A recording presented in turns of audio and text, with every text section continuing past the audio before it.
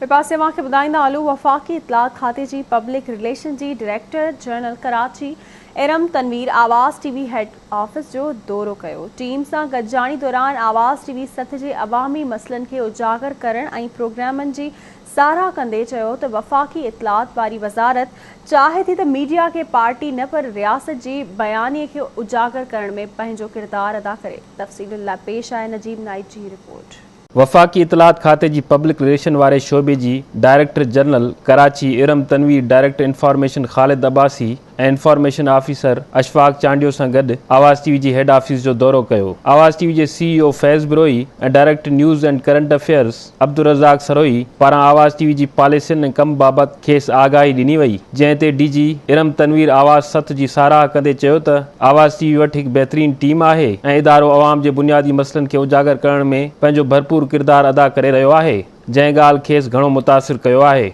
शुक्रिया अदा करूंगी आवाज़ की पूरी टीम का, उन्होंने इतना वक्त निकाला हमारे से मुलाकात के लिए। पहला चैनल है सिंधी का जिसको हम विज़िट कर रहे हैं और मैं बड़ी खुश भी हुई हूँ और इनफैक्ट बड़ी मुतासिर हुई हूँ। बड़ा अच्छा आपका सारा सेटअप है, टीम आपकी बड़ी मोटिवेटेड है और जैसे आपके CEO साहब ने फरमाया कि आप लोग बहुत सारा काम पब्लिक सर्विस के हवाले से भी कर रहे हैं, which is a good thing, बड़ी अच्छी बात है। और मेरा ख्याल है कि बहुत सारे चैनल्स को ये आपसे लीड भी लेनी चाहिए और इस काम के अंदर आपके साथ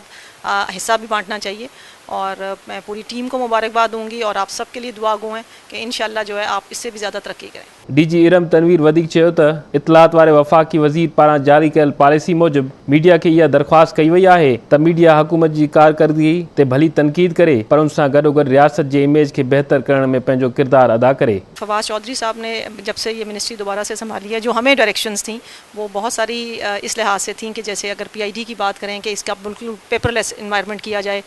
एडवर्टाइजिंग के हवाले से बहुत ज़्यादा ट्रांसपेरेंसी जो है वो क्रिएट की गई है। और मेन फोकस उनका ये है कि तमाम channels irrespective of the language, चाहे वो सिंधी के हों चाहे वो मेन स्ट्रीम उर्दू के हों,